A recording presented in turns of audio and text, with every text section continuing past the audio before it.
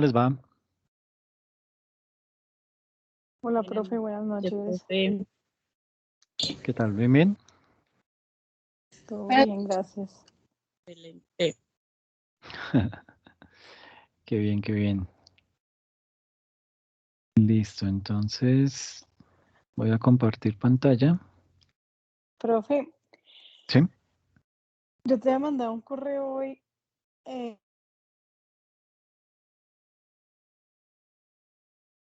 ¿Un correo? O ya Sí, señor. Es que se te escucha entrecortado. ¿Y qué? Es que yo estoy trabajando con Karen y queríamos ver si es posible cambiar el tema al régimen simple de tributación. ¿De la exposición? Sí, señor. Espéreme, miro.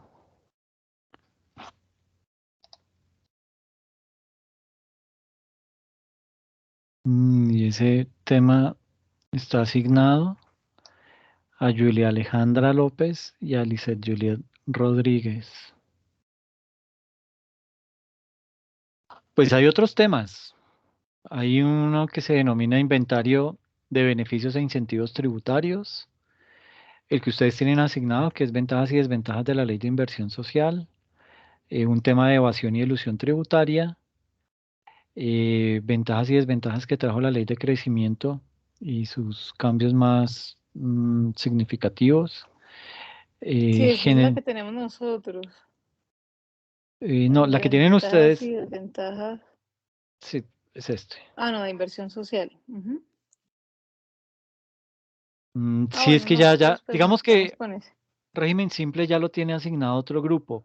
No sé si quieren hablar con ellas y plantearle un cambio.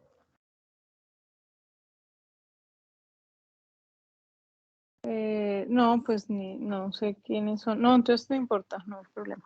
Nos quedamos con ese ¿Con este tema? Bien. tema. Sí, ese porque me interesaba profundizar en el régimen simple, que siempre me ha llamado la atención, pero bueno, no hay problema. Listo, listo.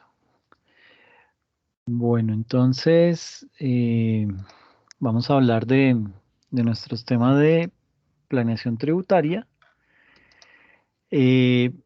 Arrancando, ahí están viendo la presentación, ¿sí?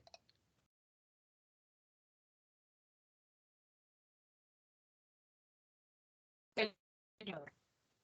Listo, gracias. Entonces, la temática que hoy vamos a abordar se denomina generalidades de la planeación tributaria, es decir, como ese abrebocas para tener perfectamente claro en qué consiste la planeación tributaria y cuáles son sus aspectos más relevantes y la función que cumple la planeación tributaria al interior de una organización.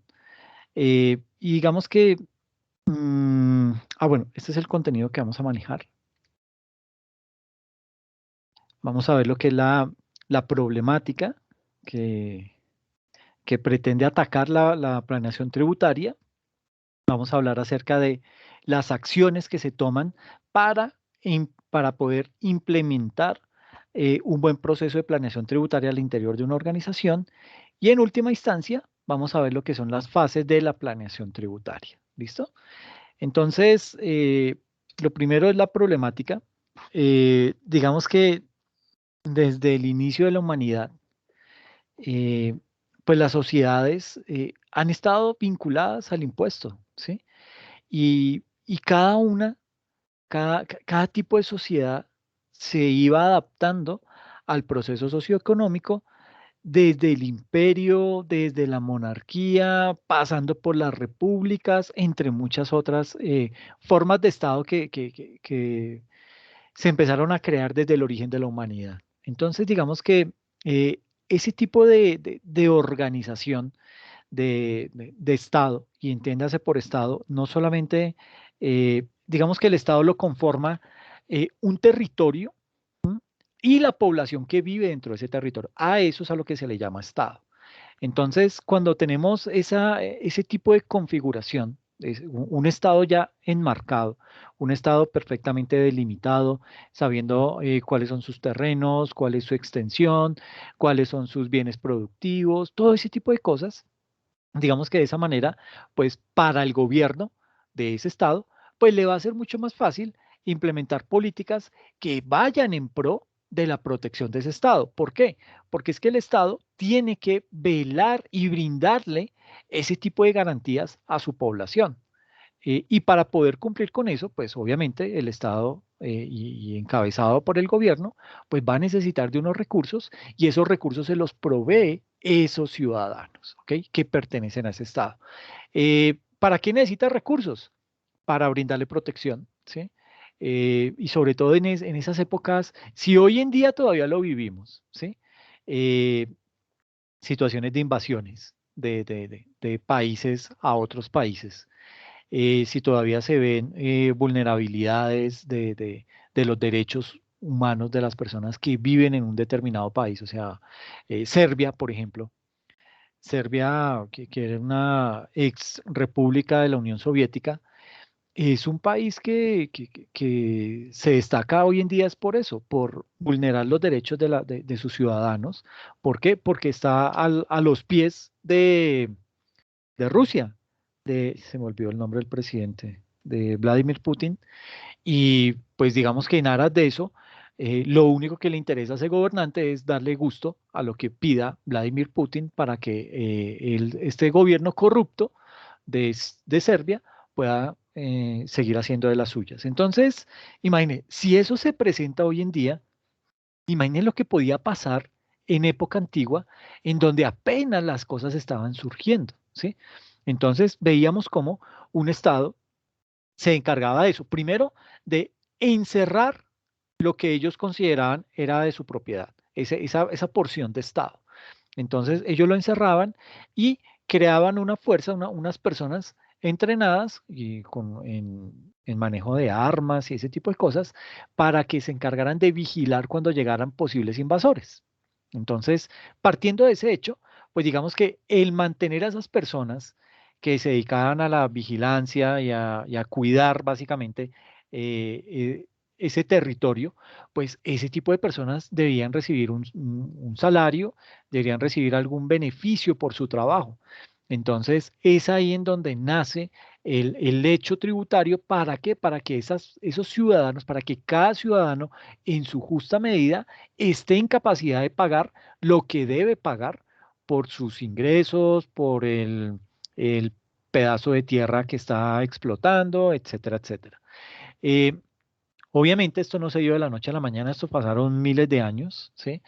Porque pues todos sabemos que la humanidad empezó fue siendo nómada y empezó a andar y andar y andar, y en la medida en que iba encontrando un territorio acorde, un territorio que fuera menos agreste, que no tuviera problemas de inviernos, que no tuviera tampoco problemas de sequía, tratar de encontrar el país perfecto o el territorio perfecto, pues era bien difícil. Entonces estas personas trataban por lo general de hacerse a las orillas de los ríos y ahí sentar esos estados. Pero obviamente pues habían países que eran ya mucho más consolidados, países que ya tenían un ejército mucho más fuerte, que tenían de pronto caballería, armas más sofisticadas y pues estos dominaban a otros estados y así se iba creando un gran estado. Estados en los que personas pues tenían más derechos que otras, desafortunadamente eso todavía se sigue viendo, pero eso era a grandes rasgos como se vivía en esa época de inicios de la humanidad. ¿Ok? Obviamente, pues este tipo de estados pues fueron creando impuestos y era básicamente un impuesto en donde al principio pues era un impuesto por las tierras que había conquistado ese ejército que pertenecía a ese estado y esta fue evolucionando a través del tiempo y del desarrollo tanto social como cultural de los pueblos. Por otro lado, varios autores consideran que el establecimiento de un sistema tributario justo y eficiente, pues no es nada fácil, ¿sí? Eso no nace de la noche a la mañana, todo eso tiene su ciencia y hay que entrar a estudiarlo de manera tal que el gobierno de ese estado esté en capacidad de crear las medidas en las cuales los ciudadanos estén en capacidad de pagar los impuestos en su justa medida. ¿Ok?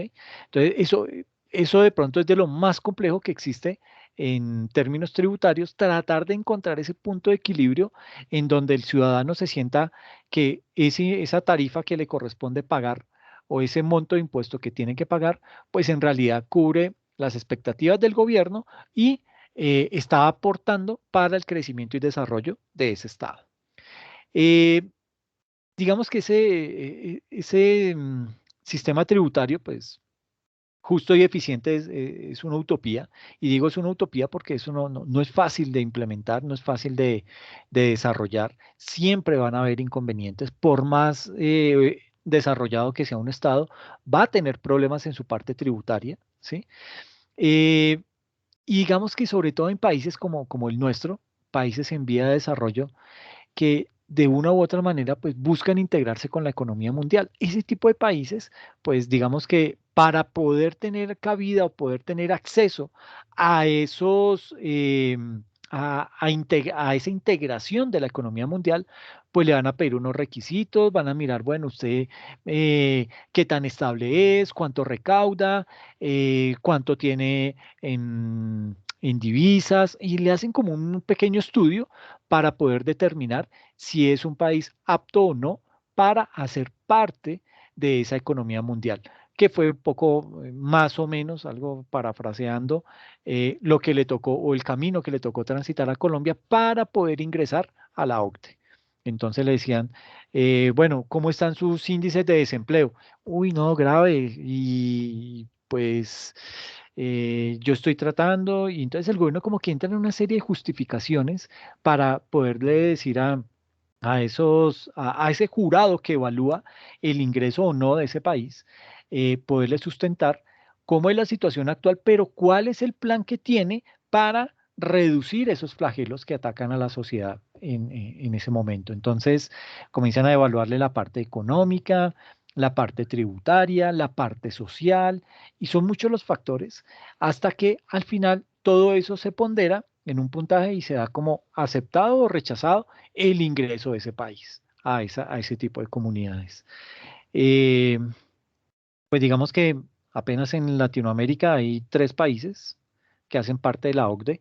La OCDE es como ese club, esa organización en donde están las economías más fuertes del mundo y se caracterizan porque son países que implementan muy buenas prácticas para el crecimiento económico de una nación.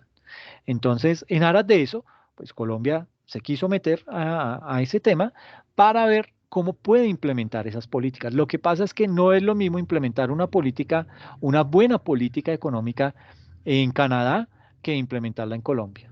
Implementarla en Suiza que implementarla en Colombia. ¿Por qué? Porque ya hay todo un recorrido que ellos tienen, su desarrollo económico es totalmente diferente, es diametralmente opuesto. Entonces, digamos que en aras de eso, no es fácil hacer parte de ese tipo de organizaciones de economía mundial. Y eso, digamos que le cuesta más a países como el nuestro.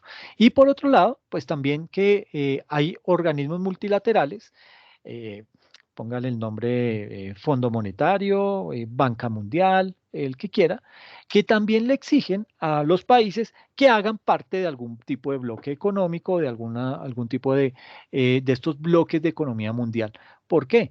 Porque esas instituciones multilaterales son conocedoras que ese tipo de agrupaciones o de organizaciones, pues implementan buenas políticas y entre ellas se ayudan. Caso Comunidad Económica Europea. Entonces, si bien es cierto, la Comunidad Económica Europea no agrupa a toda Europa, agrupa de pronto los países más fuertes, pero no necesariamente los más ricos, porque los más ricos por lo general son los nórdicos. Estos no hacen parte de la Comunidad Económica Europea, tampoco hacen parte los de la parte oriental de Europa, y pues digamos que ahí ya se empieza a ver como temas de discriminación, pero lo importante de ese tipo de agremiaciones es que se ayudan entre ellos, ¿ok? Entonces, si se han dado cuenta, cada que por ejemplo, la Comunidad Económica Europea tiene un problema, un país específico tiene un problema, pues entra el resto de países a apoyar a ese país, a tratar de sacarlo. ¿Por qué? Porque por lo general ese tipo de situaciones cuando afectan a un país tienen un efecto dominó. Entonces tratan de cortar el problema de raíz, inyectándole políticas, inyectándole dinero para que ese país logre salir adelante. Situación que le pasó a Grecia, situación que vivió España, que vivió Portugal, que vivió Italia. Entonces, bajo ese precepto, pues digamos que ese tipo de organizaciones son bien importantes, digamos que hacer parte de eso, ¿ok? Eh, digamos que en estos países, como el nuestro, Colombia, digamos que el sistema tributario ideal sería recaudar los ingresos esenciales o esos ingresos vitales sin que el Estado tenga que incurrir en un excesivo endeudamiento público y poder hacerlo sin tener que desalentar la actividad económica y sobre todo sin desviarse demasiado de los sistemas tributarios de otros países. Por eso es que usted ve que cuando empieza a hacer un análisis de un sistema tributario de un país de la región, por ejemplo, mirar el desarrollo tributario que ha tenido Chile, que ha tenido Perú, Argentina, Uruguay, pues empieza a encontrar similitudes. ¿Por qué? Porque todos tratan de implementar el mismo sistema tributario para evitar fuga de capitales, para evitar personas que se vayan de esos países buscando un país en donde sea mucho más amigable el sistema tributario. En aras de eso, pues digamos que los países tratan de tener, de ser muy uniformes en aspectos tributarios. No todos lo tienen, ¿sí? Pero es aquí en donde surgen temas como países que se salen de esos moldes y cobran menos impuestos, y es ahí en donde surgen todo el tema de los paraísos fiscales. Paraísos fiscales que pues en realidad se termina convirtiendo en un gran problema para un país que quiere empezar a organizar la casa desde adentro, hablando desde el tema tributario, ¿ok? Entonces empezar a mirar cómo reduce la evasión, empezar a mirar cómo ataca temas de desigualdad, de inequidad, todo ese tipo de flagelos que afectan a todos los países, algunos en mayor y a otros en menor medida, pero que todos viven con ese tipo de situaciones. En aras de eso, es por eso que el gobierno, y hablando aquí ya literalmente de lo que es Colombia, pues comienza a crear una serie de impuestos con el ánimo de poder desarrollar esa actividad que como Estado debe desarrollar. Entonces, ¿qué actividad debe desarrollar el Estado? Entonces, cuidar a su población, ¿sí? Proveerle los servicios mínimos, entonces, servicios públicos, educación, salud, y ustedes dirán, pero ¿qué? Yo tengo que ir a la EPS y hacer fila. Bueno, pues sí, es cierto, no será el mejor, pero pues tampoco es el peor. Hay países en donde eso ni siquiera funciona.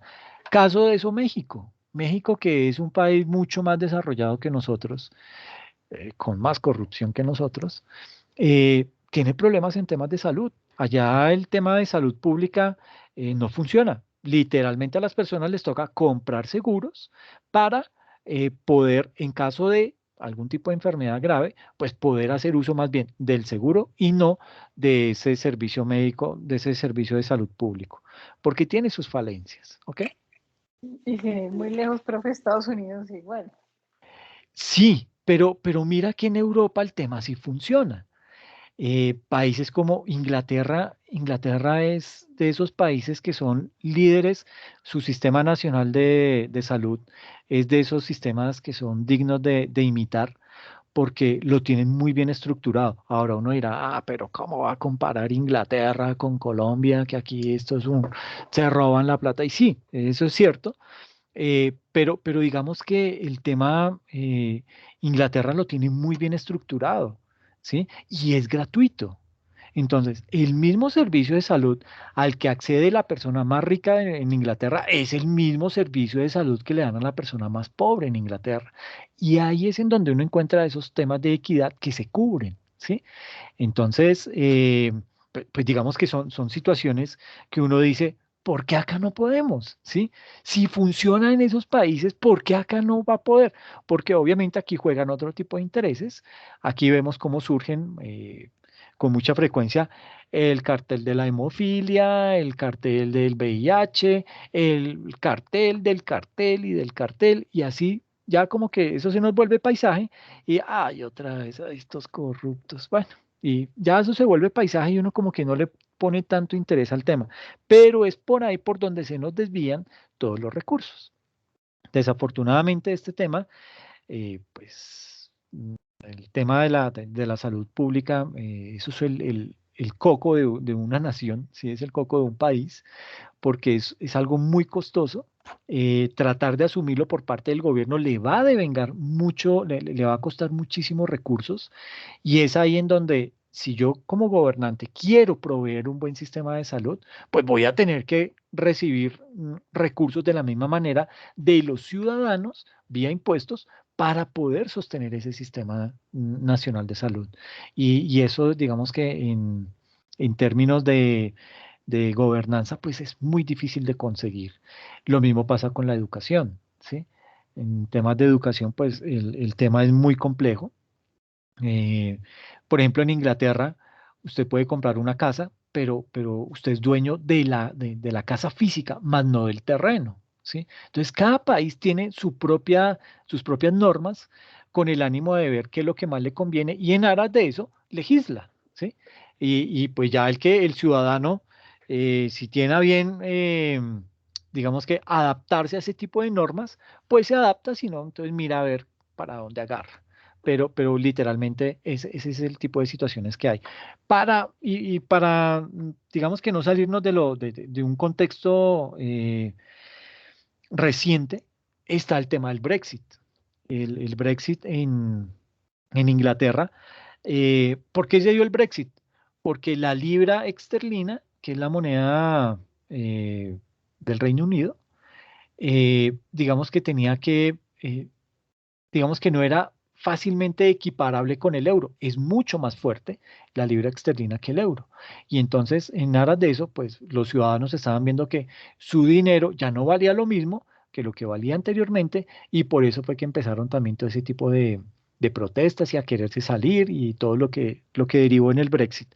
¿Para qué? Para encontrarse con una situación como la que vemos hoy en día, en donde Inglaterra está prácticamente desabastecido. ¿Por qué? Porque ahora para que entren los productos tienen que surtir un proceso de un convenio internacional, tienen que pedir una serie de aranceles, ya no era como antes, que todo transitaba normalmente, inclusive las personas ya se están yendo de Inglaterra. ¿Por qué? Porque muchos trabajaban en Francia y gracias al Eurotúnel, pues por ahí pasaban, iban y venían tranquilamente. Hoy en día ya no pueden hacer eso. Ya básicamente estas personas se están yendo a Inglaterra para radicarse en Francia o en otros países de Europa. ¿Por qué? Porque el Brexit se les volteó. El Brexit que nació como algo para fortalecer la moneda del Reino Unido, hoy en día el tema le salió totalmente chueco y están pasando grandes problemas. Pero eso hace parte de ese tipo de políticas que implementa un gobierno en aras de poder brindar un mayor bienestar a su sociedad.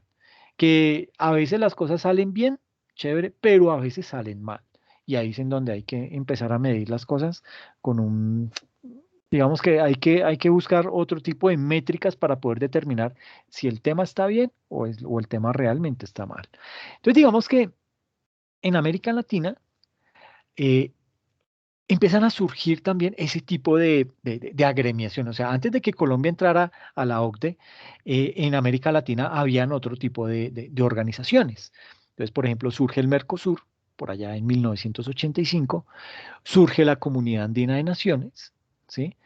Eh, digamos que el Mercosur lo conforma Chile, Argentina, Uruguay y Brasil, ¿sí? La Comunidad Andina de Naciones la conforma entonces Chile, Perú, México y Colombia, que ese es un buen tratado internacional, ¿sí? Y este tipo de agremiaciones que hace, pues empezar a realizar ese tipo de integraciones económicas, integraciones entre comillas, eh, para poder volver más fuerte a esos países que integran esa agremiación. Llámese Mercosur, llámese Comunidad Andina de Naciones, y ya han habido muchas, ¿sí? Lo que pasa es que o se transforman o literalmente se mueren, pero siempre han habido ese tipo de agremiaciones entre países. Eh, Sucede que el Mercosur surgió en el 85, bueno, digamos que entre el 85 y el 90 surgen esas agremiaciones denominadas Mercosur y la CAN, la Comunidad Andina de Naciones, y durante ese periodo se fueron desarrollando lo que hoy conocemos como los paraísos fiscales. Y cuando empiezan a surgir esos paraísos fiscales, que no fue que surgieran todos en un solo momento, eso se fue dando paulatinamente, eh, en la medida que se fueron creando esos paraísos fiscales, empezó a aumentar lo que se conoce como la insolidaridad tributaria a nivel mundial, ¿sí? Y esa insolidaridad, ¿qué trajo? Pues obviamente esto trajo un desajuste en un triple plano. ¿Y qué es ese triple plano? Pues básicamente trajo un desajuste a nivel país a país, ¿sí? A nivel multinacionales frente a empresas locales y a nivel de grandes fortunas frente a la clase media, ¿ok? Eh, digamos que ese tipo de situaciones eh, ha creado en el paso del tiempo una mancha inmensa sobre los sistemas tributarios a nivel mundial que con los constantes tropiezos, como la crisis del 2008, que se originó en Wall Street, han retrasado los avances en materia tributaria tanto en países desarrollados como en países en vía de desarrollo. ¿Ok? Para no ir tan lejos, lo que pasó con Evergrande en China. ¿M? Un país que es comunista, pero es el más capitalista.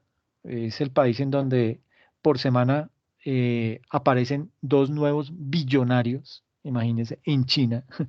Eso no surge ni en Estados Unidos ni en Alemania, no, en China surgen semanalmente dos nuevos billonarios, y es un país comunista.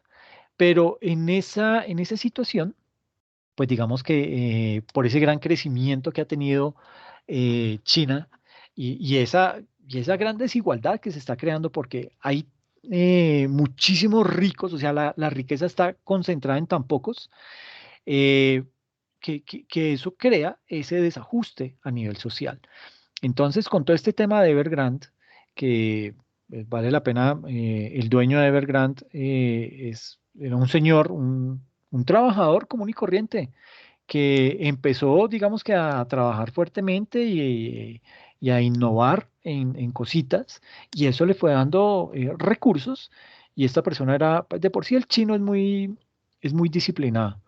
Este señor empezó a ahorrar y todo esto, y empezó a crear su empresa, y a ser el monstruo que soy. Evergrande, así estoy en proceso, estoy hoy en grandes problemas.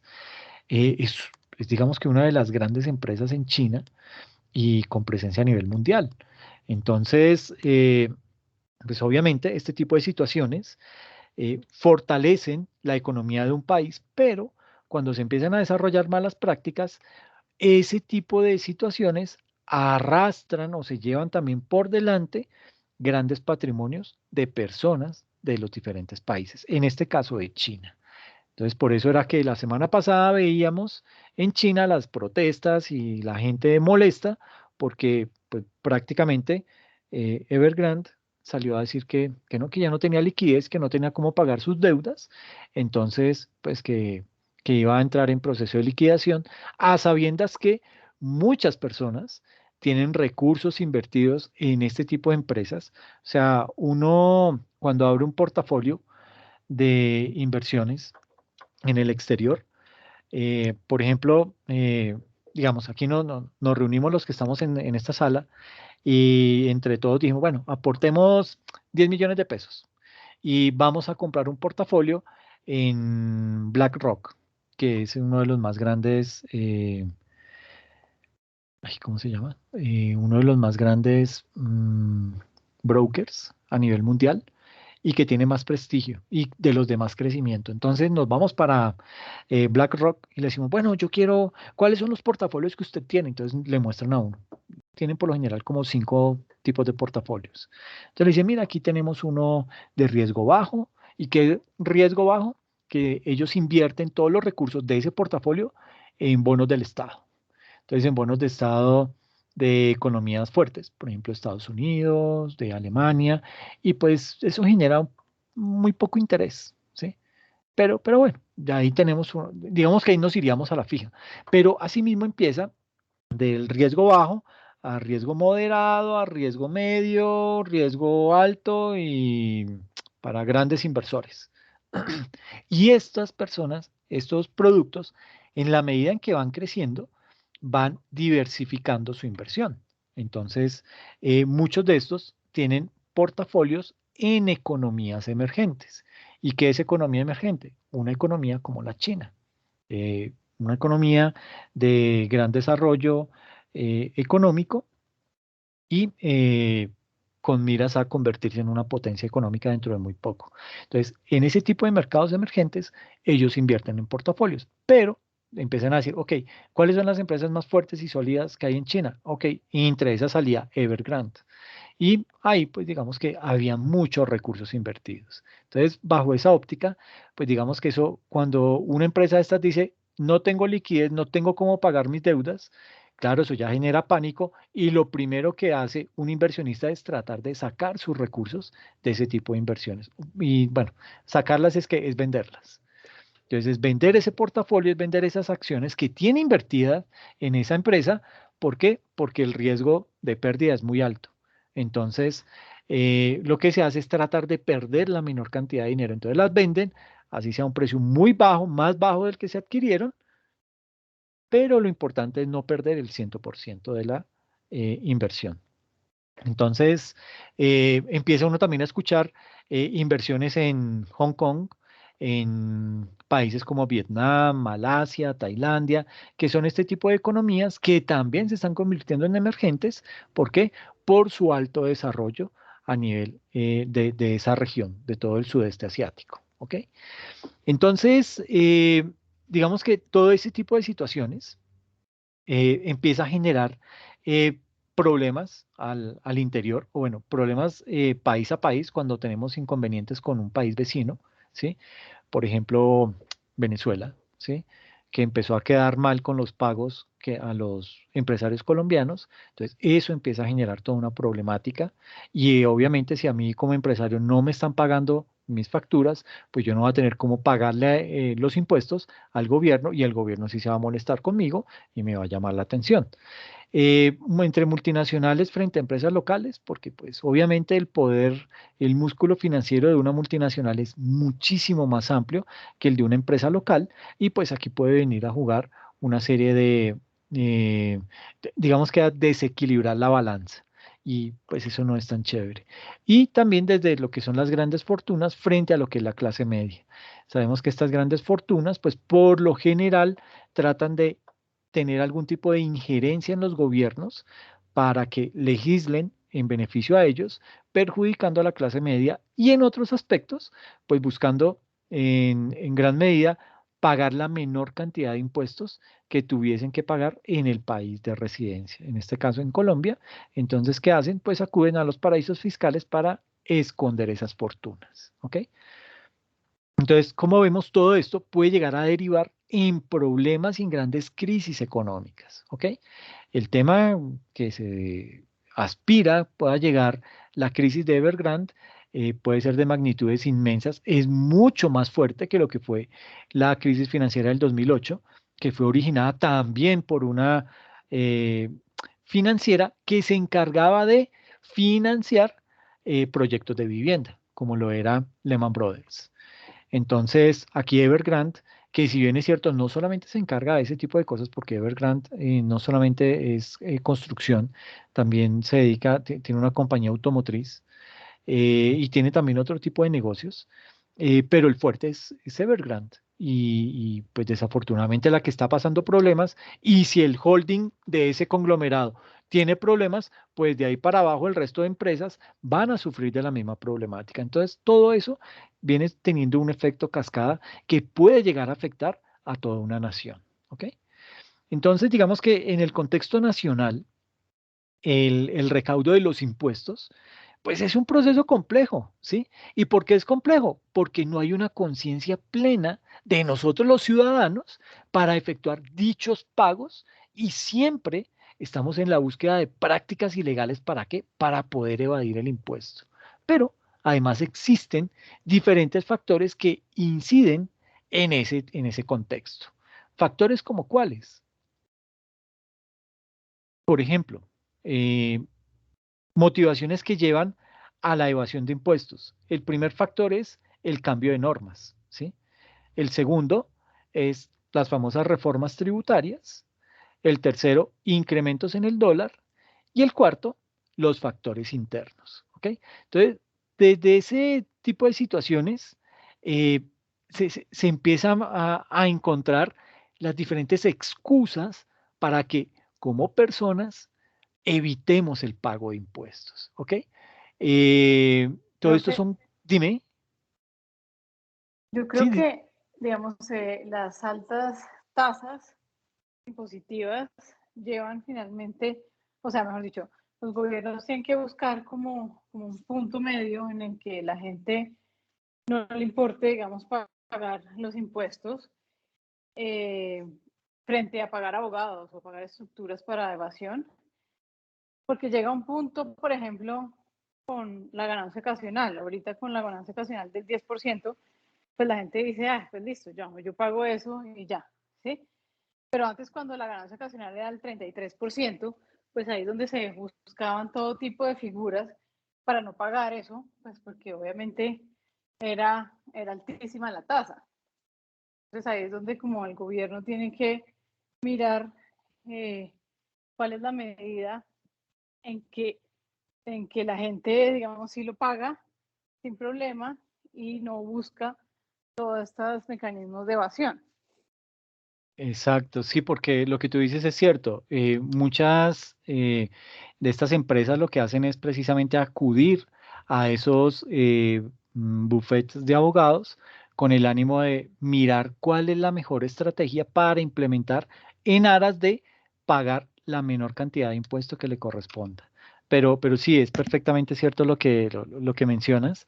Es un tema en donde inclusive, ¿qué hace también el gobierno? El gobierno muchas veces no es que baje la tarifa, sino que crea beneficios para que algunos, solamente algunos, se encarguen de hacer uso de esos beneficios y el resto de la población no los conozca o por el tema de no poder tener un músculo financiero para poder contratar ese tipo de bufetes de abogados que le hagan ese tipo de asesoría, pues simplemente pasan por alto esos beneficios y pagan la tarifa plena. Y es ahí en donde empezamos a ver lo que tú perfectamente mencionas, que es cómo las personas dicen, no, pero yo no puedo seguir pagando ese tipo de impuestos, no tengo cómo, y más bien la medida inmediata que encuentran es empezar a evadir el tipo de impuestos. Y ya cuando hablamos de evasión, pues estamos básicamente configurando un delito.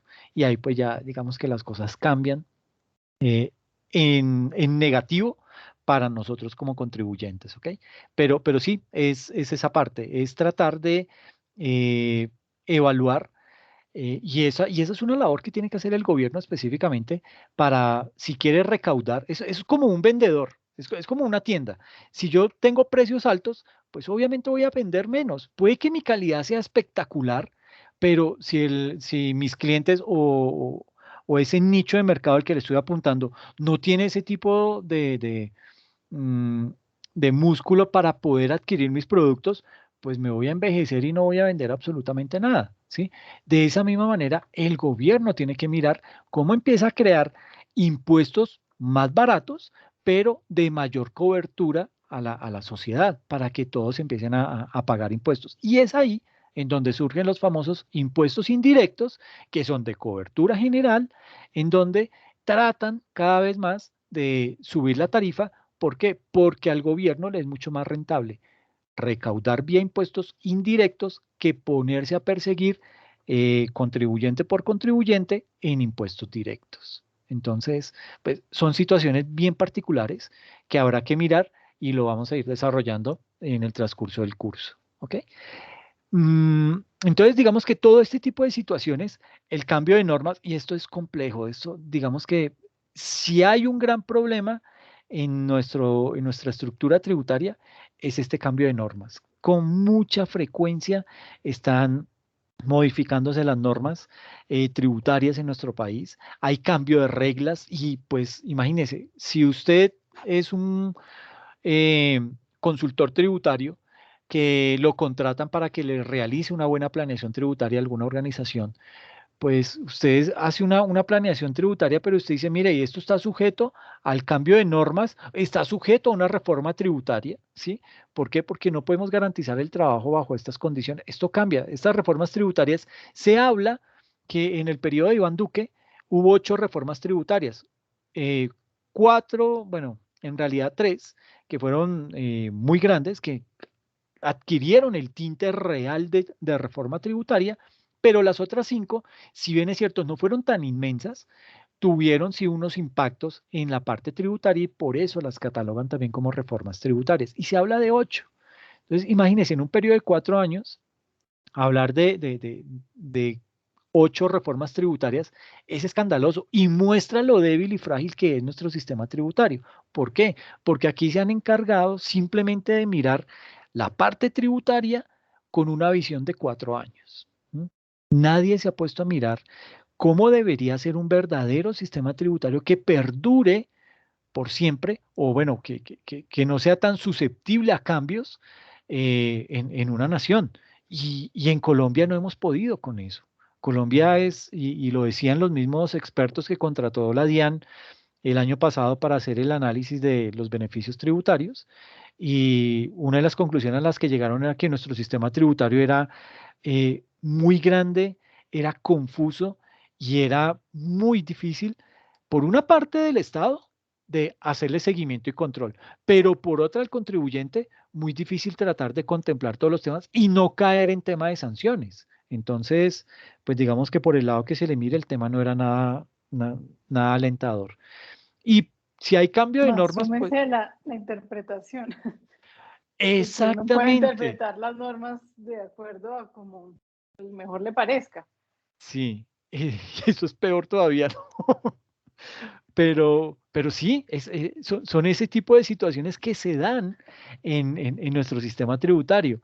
Esos vacíos, pues precisamente de eso es de lo que se pegan esas grandes firmas de abogados para poder desarrollar estrategias de planeación tributaria agresivas, que si bien es cierto, ellos no las venden como estrategia de planeación tributaria agresiva, la venden como planeación tributaria, para la DIAN no pasan de ser planeación tributaria agresiva, y ahí cuando estamos hablando de planeación tributaria agresiva, ya se está configurando la famosa elusión tributaria.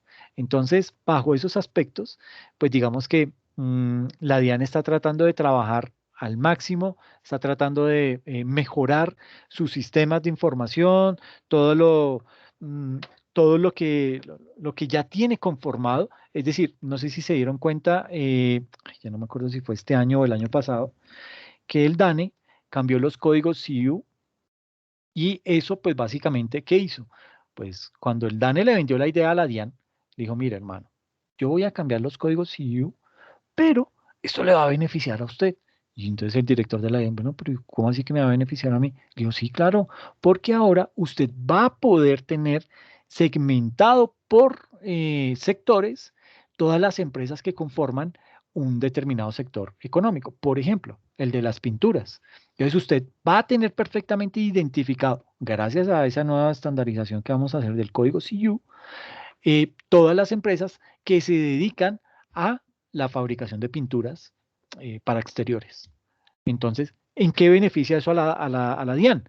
En que ya tiene identificadas todas las empresas que se dedican a ese sector de la economía, y comienza a mirar promedios de cuánto es lo que consumen en costos ese tipo de empresas, cuánto es lo que consumen, bueno, cuáles son más o menos el promedio de ingresos en un año, eh, cuál es el gasto de nómina en promedio de un periodo de tiempo para todo ese sector, y con esas métricas le es muy fácil poder determinar y crear alertas que digan, uy, esta empresa me está reportando costos. Por ejemplo, dice el sector de las pinturas, más o menos tiene unos costos de fabricación de un 62%.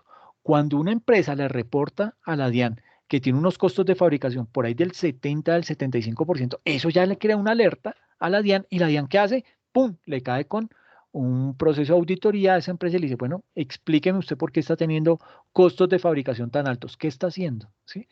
Y claro, a mayores costos de fabricación, pues menor va a ser la utilidad y por ende menor el impuesto que tiene que pagar, y eso genera esas alertas en la DIAN porque dice, uy, este me está, eh, no quiere pagar lo que le corresponde.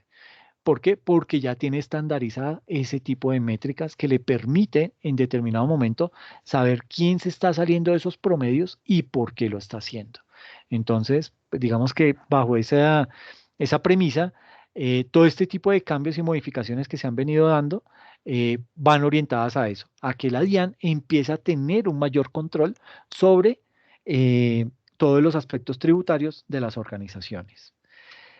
Em, digamos que en aspectos también como eh, factores internos, todo lo que ha pasado en nuestro país, lo golpeado que está el sector agropecuario, la no implementación del proceso de paz que ha derivado en temas de sobrecultivo de coca, toda la descomposición social que hay en Tibú, en Ocaña, en todo este tipo de la región del norte de Santander.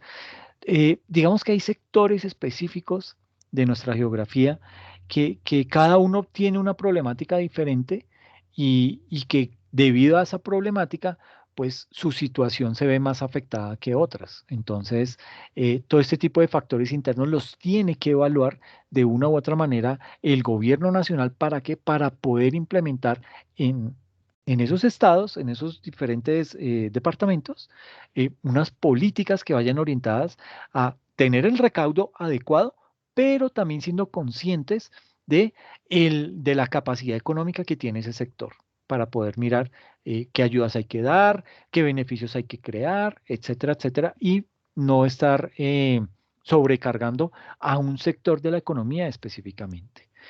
Entonces, digamos que en Colombia eh, se destaca lo que es el impuesto sobre la renta, ¿sí? El impuesto sobre la renta y sus complementarios. Eh, digamos que dentro de ese impuesto se destaca lo que es el recaudo, ¿sí? ¿Por qué? Porque este tipo de pago de impuestos de la renta representa una fuente importante en los ingresos corrientes de la nación, siendo uno de los rubros más representativos en el informe que brindaron, un informe que se denominó Comentarios al Proyecto de Presupuesto General de la Nación 2020, que fue publicado por la Contraloría General de Colombia, y allí refleja el comportamiento que a nivel de impuestos ha tenido nuestro país, ¿sí? Entonces, por ejemplo, empezamos a ver cómo el recaudo ha ido aumentando en, año a año, ¿sí?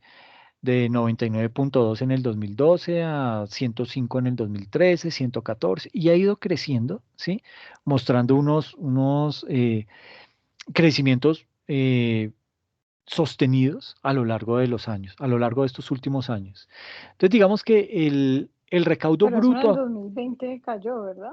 sí, sí, en el 2020 se vio una afectación, pero pues se espera que ahorita en el 2021 la recuperación pues sea alta y derive en el recaudo que se espera y se recupere parte de lo que se dejó recaudar en el 2020. Es que sí, desafortunadamente el 2020 casi que no está siendo parte de estadísticas hoy en día porque fue un año completamente atípico. Pues tan atípico que ya ni en muchas entidades no contemplan ese año dentro de esas estadísticas para poder hacer proyecciones o para poder hacer comparativos, porque es totalmente adverso, pues debido a la situación que vivimos a nivel mundial. Pero sí, fue totalmente, digamos que cayó el recaudo en ese año específicamente, pero siempre había venido con un incremento creciente, es decir, con un crecimiento sostenido en el tiempo. Y eso habla bien del sistema de recaudo de la DIAN, ¿sí? Pues básicamente aquí digamos que podemos decir que el recaudo bruto acumulado de todos los impuestos que son recaudados por la DIAN alcanzó en el año 2018 la cifra de 144.4 billones de pesos, y este dato significa un crecimiento del 6% referente al año inmediatamente anterior, en donde se tuvo apenas un recaudo de 136.5 billones de pesos. Para el año 2019, el recaudo de impuestos alcanzó los 157.87 billones de pesos, es decir, volvió y creció del 2018 al 2019, ¿sí? Y creció, digamos que tuvo el mayor crecimiento. ¿Por qué? Porque fue un crecimiento del 9.3% respecto a estos 144 billones que vemos aquí en el año 2018. ¿No? Y de esta manera, pues digamos que el gobierno saca pecho y dice que cumplió con su meta de recaudo en un 100.6%. Y pues eso a nivel de gestión es bueno, porque pues está haciendo bien la tarea vía la DIAN, y pues es factible. Eso es un buen indicador con el cual se miden también a los gobernantes. ¿Ok?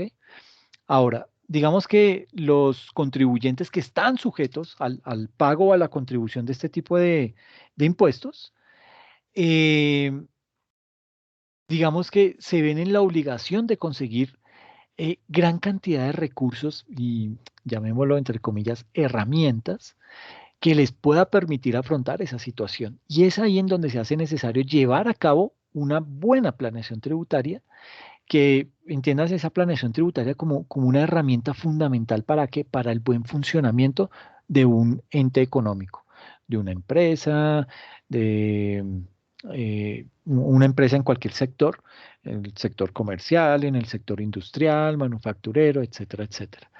Eh, digamos que esa planeación tributaria, pues vista como eso, como una herramienta que es importante para el buen funcionamiento de ese tipo de empresas, y que le permita a esos contribuyentes del impuesto de la renta poder establecer prácticas que tienen un soporte legal en las normas tributarias, con el ánimo de que de poder reducir el costo fiscal. Y de esta manera, si yo mejoro mi costo, si yo logro reducir mi costo fiscal, es decir, mi pago de impuestos, pues eso significa que voy a tener una mayor rentabilidad. Y esa mayor rentabilidad pues va a derivar en una mejor inversión en maquinaria, en expansión de la empresa, en contratación de más funcionarios o mejora de, qué sé yo, sistemas de información, nueva maquinaria, etcétera, etcétera. Entonces, de ahí es de donde surge el concepto de planeación tributaria.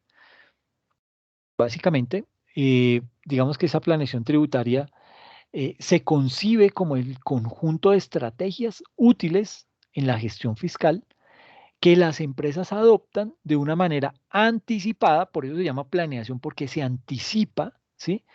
¿Con el fin de qué? De llevar a cabo sus actividades económicas buscando el mayor rendimiento de su inversión al menor costo tributario posible, ya que esa planeación tributaria, ¿qué hace? Pues básicamente le permite a ese empresario diseñar estrategias de tipo tributario con la finalidad de realizar el pago justo del impuesto.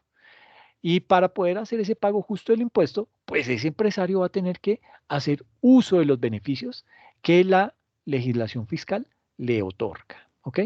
Y sumado a esto, digamos que es indispensable conocer la planeación tributaria de manera que pueda ser adaptada a la planeación estratégica de la empresa. ¿Sí? Es decir, que incluya esos aspectos del ámbito tributario al realizar una planeación a largo plazo.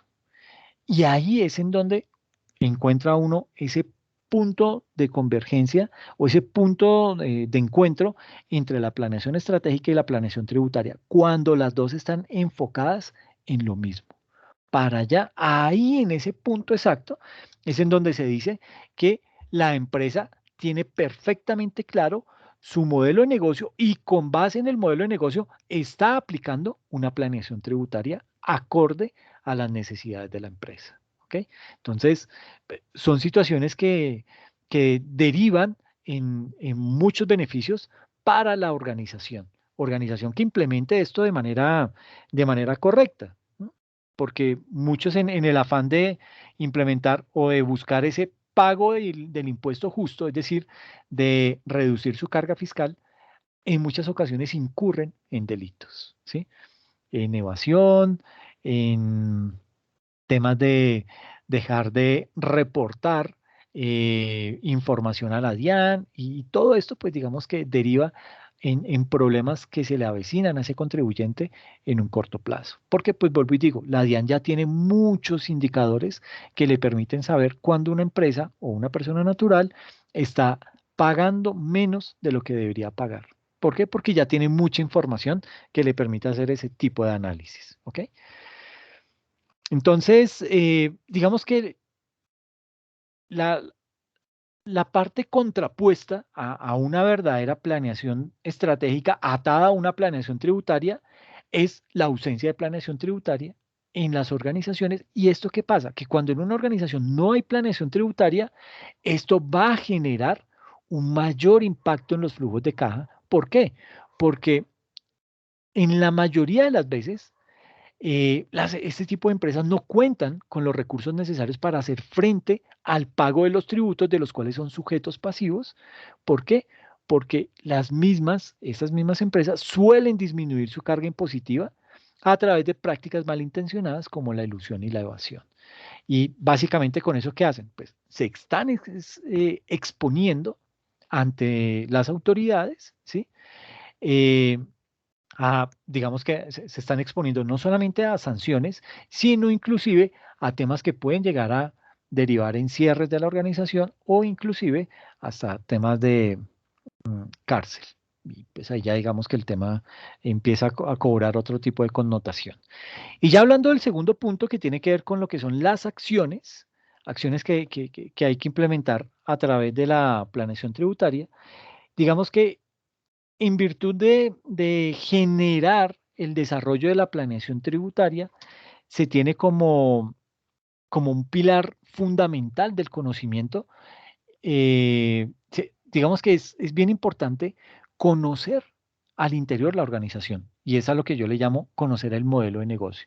Si yo tengo perfectamente claro cuál es el modelo de negocio y mi interés es el de cumplir con las leyes, entonces, digamos que esto me va a permitir el pago oportuno de todas las obligaciones fiscales de la empresa y a la vez voy a obtener el máximo aprovechamiento de los beneficios tributarios que me otorga la ley y a los cuales yo como empresario puedo acceder. ¿Ok?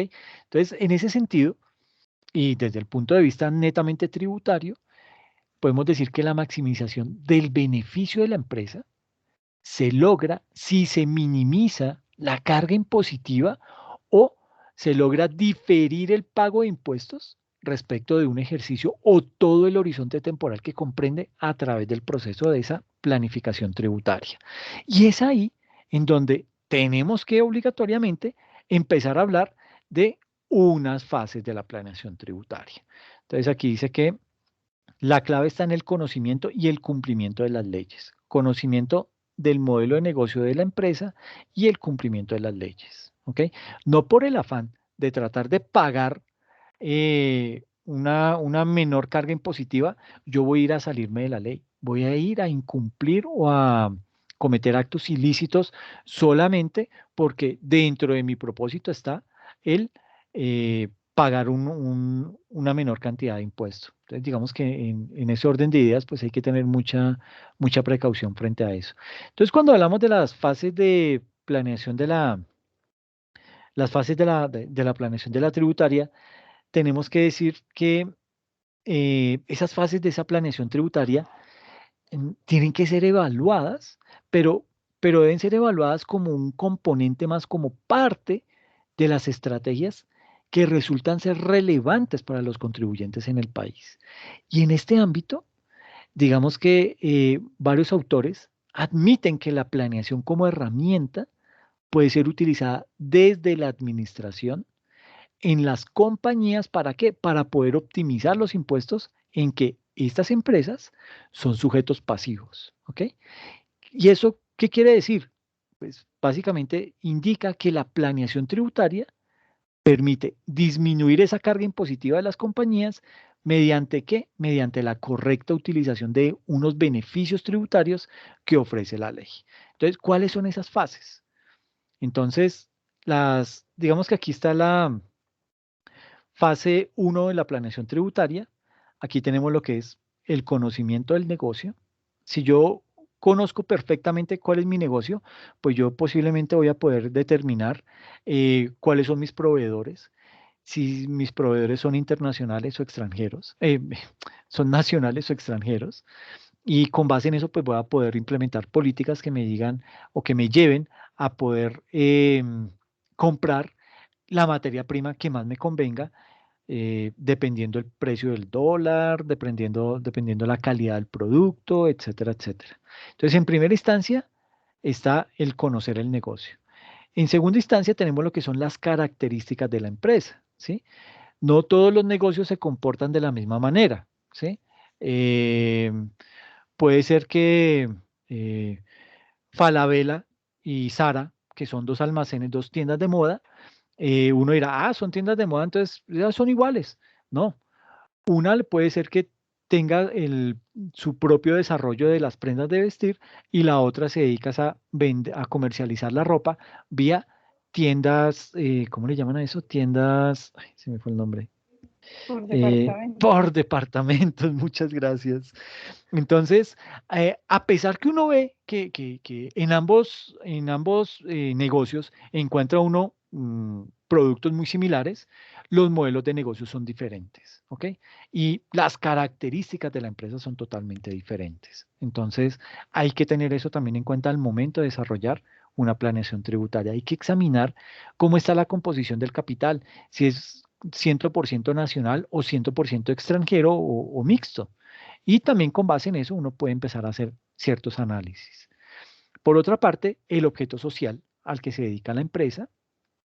Otro componente importante es examinar cuáles son los planes de inversión que tiene la compañía, tanto a corto, mediano y largo plazo, para contemplar eso dentro de los procesos de planeación y poder determinar de pronto en algún momento cuál de esos planes de inversión que están a corto plazo los tengo que convertir a largo plazo porque las políticas cambiaron, porque las reglas del juego me las modificó el gobierno, etcétera. Porque de pronto por temas de pandemia yo no me voy a arriesgar. Imagínense que tengamos un parque temático. Yo creo que negocios como los parques temáticos y los centros comerciales, yo creo que son negocios que o se van a tener que pegar una reestructurada fundamental o tienden a desaparecer. ¿No? ¿Por qué? Porque fueron de los más golpeados en pandemia. Y aparte de eso, súmele que se espera que esta no sea la única pandemia, sino que vengan más, ¿sí? Entonces, pues son negocios que pues habrá que mirar qué tanto van a seguir creciendo o esperar a ver qué tanto van a querer invertir más sus socios en ese tipo de negocios. ¿Será que se dan la pela en eso o será que más bien empiezan a desistir de ese tipo de negocios? Cuéntame. No, es que además con las compras por internet, pues el tema de los centros comerciales está mandado a recoger. Sí, exacto. ¿No? Y siempre lo he dicho en, en varias charlas, a las buenas o a las malas tuvimos que aprender a comprar por internet, ¿sí?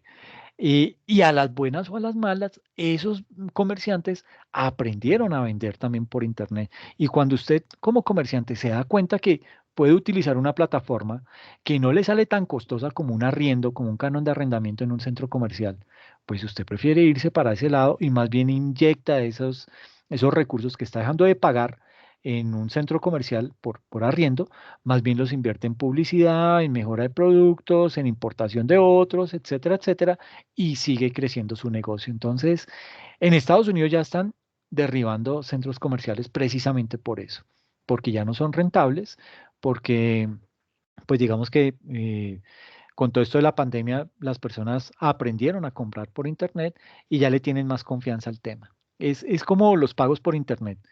Uno mira que personas, los adultos mayores son totalmente desconfiados de ese tipo de servicios, pero en pandemia tuvieron que aprender a, a manipularlos, ¿sí? En compañía o tutoriados por los hijos o por los nietos, pero de una u otra manera aprendieron a hacer ese tipo de cosas. ¿Por qué? Porque al ser ellos la población más vulnerable, pues era la que menos podía ir a exponerse a un cajero electrónico o ir a hacer filas en los bancos, etcétera, etcétera. Pero digamos que todo esto, este tema de la pandemia, si bien es cierto, golpeó fuerte la economía y trajo muchas muertes, pues también hay que decir que dejó muchas enseñanzas y nos enseñó a pensar de otra manera. Mm, Otro aspecto que hay que tener en cuenta dentro de la planeación tributaria es toda la información financiera actual de la empresa y la proyectada. Y yo le agregaría a esto toda la información, tanto la histórica, la actual y la proyectada. ¿Por qué? Porque con la histórica y con la actual yo puedo hacer proyecciones. Si yo me dedico a hacer solamente proyecciones con la actual, imagínense el tipo de proyección que haría del año 2020 para el 2021. Otra crisis, ¿sí? No, no me sirve esa información. Entonces yo tengo que echar mano de esa otra información histórica para poder hacer una proyección mucho más acertada. De lo contrario, puedo estar cometiendo errores y con base en esos errores puedo estar haciendo inversiones o puedo estar diciendo, no, esto no va para ningún lado, vendamos ya, ¿sí? Imagínense, si somos un laboratorio farmacéutico y vamos a vender ya cuando ese fue uno de los negocios que más creció en pandemia. Entonces, pues no tendría ningún sentido. Todo lo que tiene que ver con regulaciones especiales, ¿sí? Cuando hay beneficios o cuando quitan beneficios o los reajustan, ese tipo de situaciones alteran la planeación tributaria que hayamos hecho en una organización. La va a afectar directa o indirectamente, pero le va a pegar duro a esa planeación tributaria. Por ejemplo, el tema de haber pasado de una tarifa que venía en disminución, ¿sí? Del 33 al 32, al 31, iba a parar en el 30 y ahora llegó y no, no, no, olvídense de esa disminución, ahora es el 35%. Entonces, eso hace que muchos de esos ejercicios de planeación tributaria que se habían realizado con anterioridad, que vayan y paren en la basura porque no se pueden rescatar. Otro aspecto son los riesgos estratégicos del negocio. Entonces hay que contemplar, y todo esto, vuelvo y digo, la pandemia nos ha enseñado a eso, a mirar no solamente nuestra organización, hay que mirar todo el entorno y cómo en caso de una pandemia nos puede llegar a afectar de cierta manera. Y con base en eso, pues voy a empezar a implementar unos planes de mitigación de riesgos para evitar que eso me vaya a afectar eh, completamente el desarrollo del negocio. Y por último, las transacciones con vinculados económicos, es decir, eh, cuáles son mis vinculados económicos, cuáles son esos socios estratégicos que yo tengo nacional o internacionalmente. Por lo general, cuando se habla de vinculados económicos, se habla de esos socios que yo tengo en el exterior, de ese proveedor que tengo en el exterior. O, en el mejor de los casos, de esa sucursal que yo tengo de mi empresa, por lo general, en un paraíso fiscal. ¿M? Y digamos que eso es lo que prácticamente despierta las alarmas en la DIAN cuando empieza a ver que yo como empresa nacional tengo un vinculado económico eh, en Barbados, tengo un vinculado económico en Panamá, tengo un vinculado económico en Belice, tengo vinculados económicos en paraísos fiscales. Eso de inmediato ya es, eso para la DIAN es una estrategia de planeación tributaria agresiva. Entonces, pues ya eso nos pone en el radar de la DIAN y pues estar en el radar de la DIAN no es lo más chévere. Así que hay que tratar de evitarlo al máximo posible. ¿Listo? Y eso desde el punto de vista de la fase uno de la planeación tributaria, pero desde la fase 2 de la planeación tributaria, entonces debemos tener en cuenta lo siguiente, todo un estudio de la situación impositiva. en la empresa. Es decir, cuáles son los impuestos que debemos pagar, poder tener métricas que nos indiquen por cuál es el impuesto que yo estoy pagando más, ¿para qué? Para poder mirar cómo puedo implementar estrategias para tratar de pagar menos ese tipo de impuesto. Ahora, por lo general, ustedes van a ver que en el curso lo que vamos a enfocar es planeación tributaria orientada a- al impuesto sobre la renta, que es un impuesto directo. Sobre impuestos indirectos, no es que no se pueda realizar planeación tributaria, pero digamos que es más como crítico para la DIAN, como que la DIAN está más pendiente de ese tipo de impuestos indirectos que los mismos directos. ¿Por qué? Porque vía impuestos indirectos la nación recauda una buena cantidad y no los quiere descuidar. Y vía los impuestos directos recauda también mucho, pero digamos que ahí hay un más, digamos que el autocontrol de las personas para pagar lo que es mucho más estricto desde nosotros. Las personas jurídicas tienden a ejercer estrategias de planeación tributaria en su justa medida. Digamos que los conglomerados económicos o las grandes empresas que en Colombia no superan el 5, el 6% del 100% de la torta empresarial, pues digamos que el gobierno primero son sus amigos, ¿sí? Entonces no le va a tirar duro al sector financiero, no le va a tirar duro a los grandes empresarios, más bien está con ellos hablando mucho y dicen, venga, ¿y qué impuesto le podemos cobrar a la clase media y a la clase baja? ¿Cómo podemos sacar más beneficios? Entonces, entre ellos se ayudan. Entonces, digamos que ahí no es que sea tanta la vigilancia y además, pues este tipo de empresas tienen el músculo necesario para poder efectuar eh, políticas o una planeación tributaria bien implementada. ¿Por qué? Porque echan mano de esos bufetes de abogados para hacer ese tipo de actividades. Pero también es importante este tema del estudio de la situación impositiva porque uno también tiene que velar porque esos impuestos que se deben pagar no se vayan a pagar de manera extemporánea, cayendo en tema de sanciones. Entonces, también hay que tener perfectamente claro cuáles son esas fechas, cómo debo yo comportarme, tributariamente hablando, para no caer en esos sobrecostos que a la larga, pues su nombre lo dice, me van a costar más, pero aparte de eso no lo voy a poder deducir en el próximo periodo. Entonces, digamos que eso también, hacia allá va también orientada la planeación tributaria. Va a haber que hacer todo un tema de revisión de las declaraciones tributarias, es decir, hacernos una propia auditoría para empezar a mirar y determinar qué, por qué pagamos de más en estos ítems y por qué en estos sí logramos obtener el máximo beneficio. Y eso nos va a abrir nuevas posibilidades para poder tomar nuevas decisiones orientadas a qué? A pagar el impuesto justo en nuestra empresa. Habrá que hacer una revisión de procedimientos y controles, ¿sí? Poder determinar ahí eh, temas que son susceptibles a todo lo que tiene que ser el pago de los impuestos. eh, ¿Será que el área que se está encargando de liquidar esos impuestos lo está haciendo de una manera correcta? ¿Tiene los implementos necesarios para poder hacer bien esos cálculos, esas liquidaciones? ¿El sistema de información que tenemos es confiable o desconfío tanto de eso que más bien prefiero echar eso a la basura y tener que darme la pela por comprar uno bueno? Todo ese tipo de cosas va a haber que plantearlas para poder tomar una mejor decisión. Qué bueno sería si yo como gerente puedo tener un dashboard que me indique cómo va el tema del IVA en este mes, en este periodo, para poder determinar con el equipo de contabilidad y la parte tributaria, cómo puedo hacer para evitar más caer en ese pago de impuesto o cómo puedo reducir ese impuesto de IVA o qué beneficios hay, qué puedo hacer frente a eso porque estoy pagando muchísimo en tema de IVA. Entonces, ¿qué puedo hacer? Todo eso va orientado a este tema de revisión de procedimientos y controles. Todo lo que tiene que ver con la revisión de áreas que tengan que ver con el proceso tributario. Entonces, vuelvo y digo, para no caer en temas de malas liquidaciones y que esas malas liquidaciones caigan en tema de sanciones y a la vez en sobrecostos y pues de esa manera evitar ese tipo de situaciones, eh, poder identificar puntos a mejorar, ¿sí? ¿Cuáles son las falencias que en mi organización existen?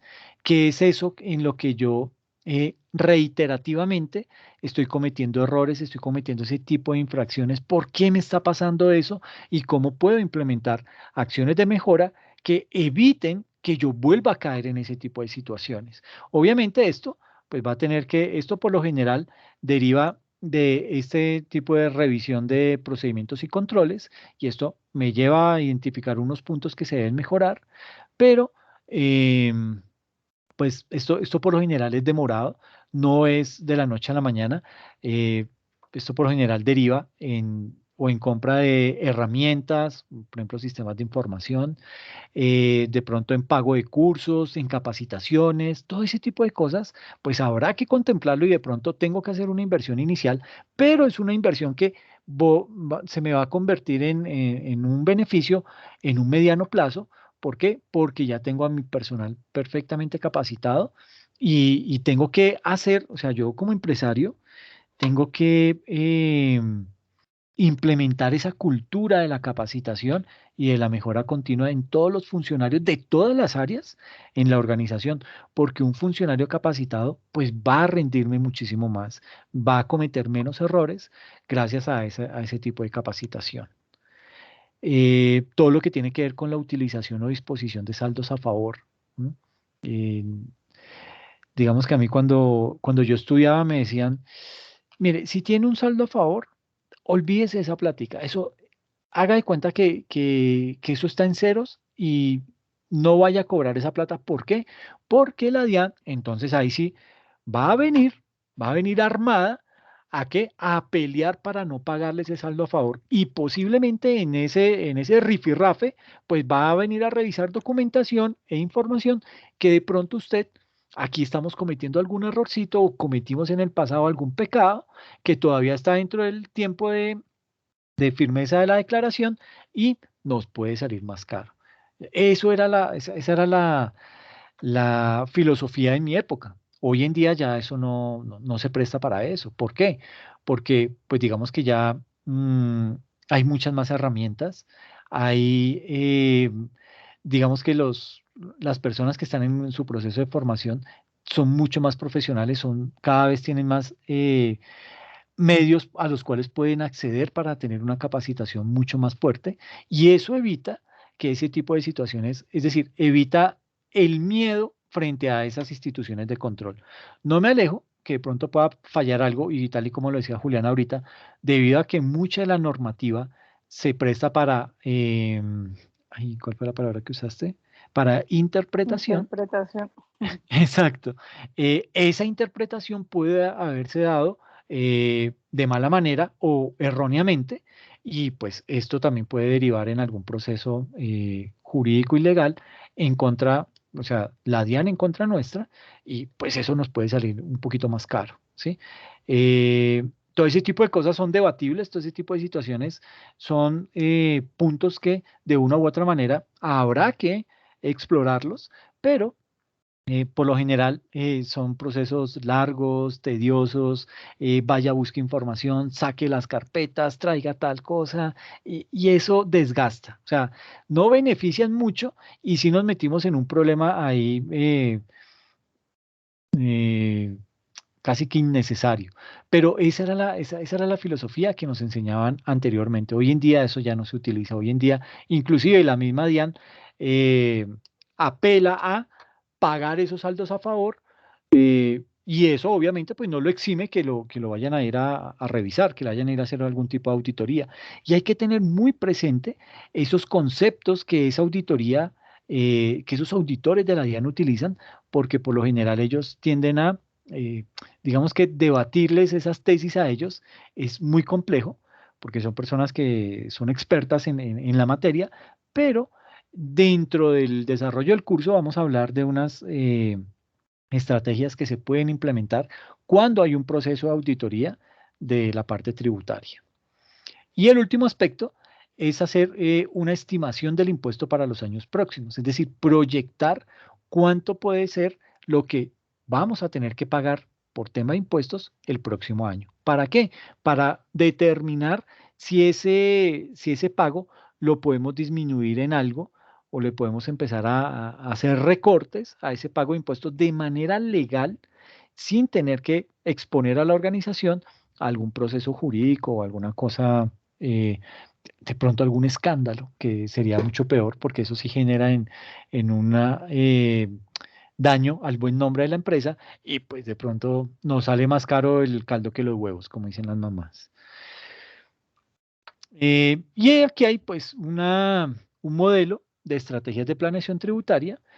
Digamos que en esta figura lo que se hace es que se muestra una herramienta que orienta la planificación tributaria utilizada como una alternativa administrativa ¿qué nos va a permitir esto? Pues básicamente optimizar los impuestos en que las organizaciones son sujetos pasivos, ¿listo?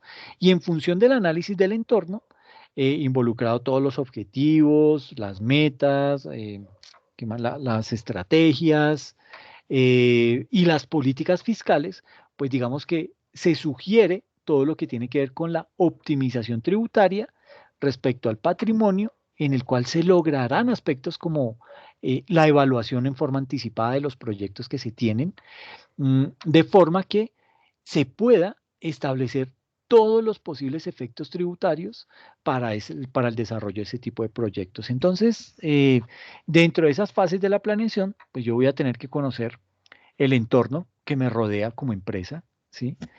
Y dentro de ese análisis del entorno, pues yo voy a tener que hacer una matriz DOFA en donde voy a empezar a analizar mis debilidades y fortalezas, esto a nivel interno, o sea, me miro yo como empresa primero, haciéndome este análisis de debilidades y fortalezas, y ya desde el punto de vista del entorno, empiezo a analizar lo que son las oportunidades y las amenazas. ¿Con esto qué hago?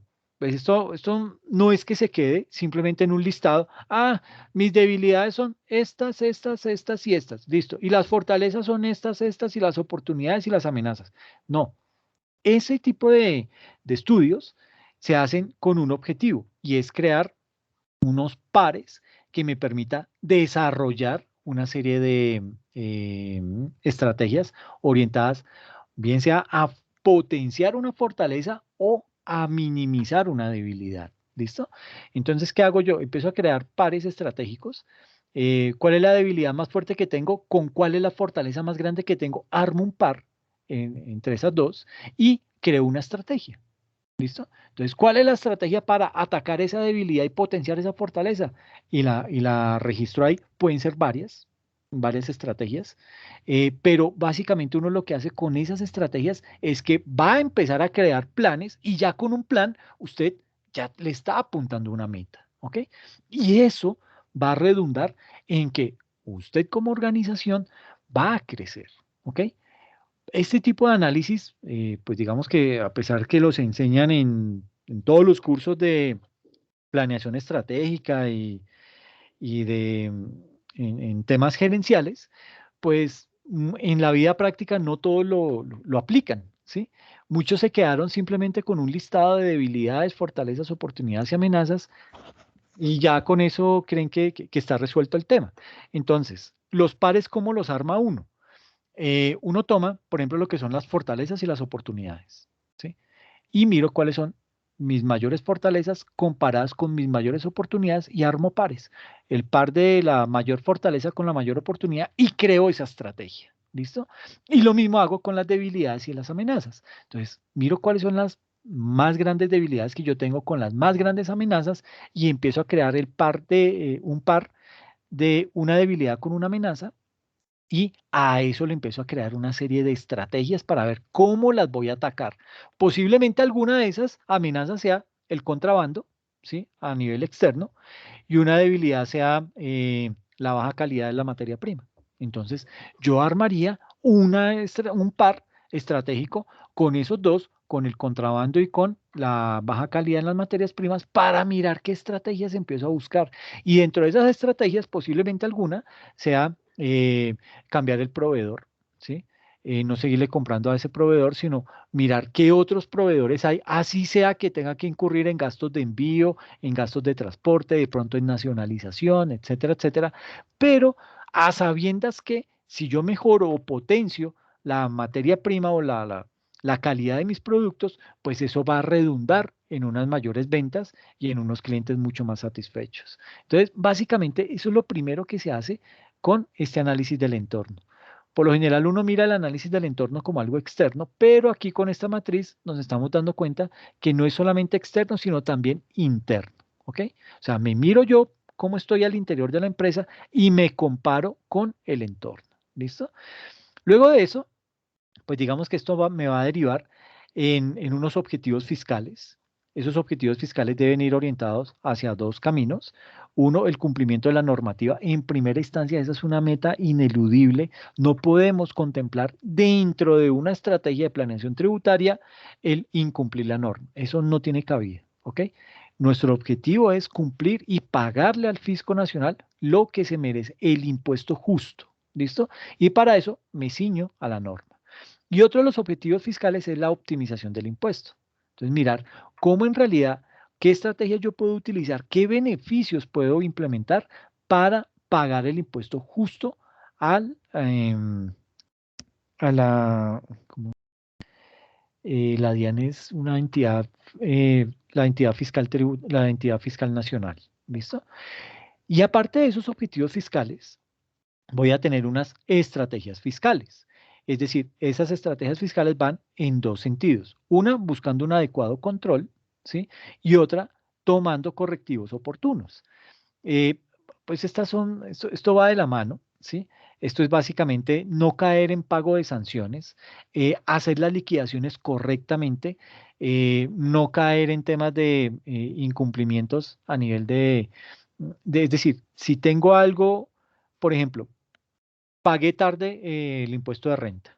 Entonces, eso ya me genera a mí no solamente el pago del impuesto más la sanción, sino que yo ya me voy a ver inmerso en un proceso denominado o conocido como el procedimiento tributario. Es decir, tengo que tener perfectamente claro que voy a caer en un tema jurídico, que posiblemente ese tema jurídico yo no soy el más ducho para eso, entonces voy a tener que acudir a una firma de abogados para que ellos me orienten y me lleven el caso de manera tal que yo no tenga que pagar más de lo que debo pagar y poder salir de esa situación lo antes posible. Entonces, digamos que hay que evaluar y poner en una justa balanza muchas situaciones para poder ejercer una buena planeación tributaria al interior de una organización, teniendo en cuenta muchos componentes, teniendo en cuenta muchos factores, tanto internos como externos, que pueden afectar a la organización en determinado momento. Y si eso me afecta, pues posiblemente me va a afectar no solamente en la parte económica o en la parte del desarrollo del producto que esté elaborando, sino que también me va a afectar la parte tributaria. Y ahí es en donde yo voy a tener que empezar a tomar medidas sobre eso, ¿ok? Para evitar que el tema se me vaya a desbordar, ¿ok? Mm, bueno, esa era la primera parte que quería tocar dentro de esta sesión de lo que son las generalidades de la planeación tributaria. No sé qué preguntas o qué inquietudes tengan referente al tema.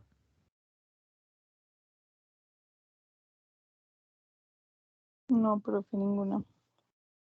Ok, el tema vamos a irnos sumergiendo poquito a poco en toda esta temática de la planeación tributaria. Vamos a hacer ejercicios con temas de vinculados económicos en el exterior de manera legal, ¿sí? O sea, cómo sí se puede hacer y cómo no estamos infringiendo la ley, pero cómo sí la podríamos estar infringiendo, ¿ok?